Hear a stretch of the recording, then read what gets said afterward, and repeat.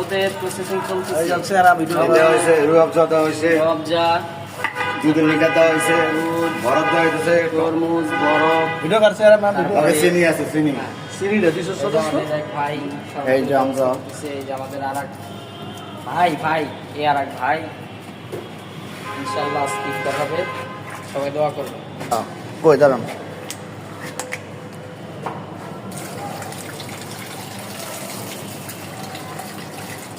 বরফ লাগবে। একটু আপনি বই এলেন হেলে এই চেহারাটা উঠবে একটা দিয়ে ইয়ে তো কষ্ট হবে, দুইটা দিয়ে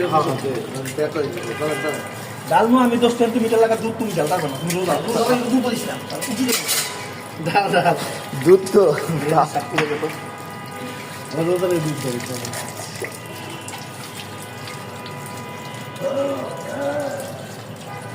চামচি লেগে গেছে আর দেওয়া লাগবে, কালার ভালো হয়েছে। এই কালার চেঞ্জ হয়ে গেছে। কালার চেঞ্জ হবে না,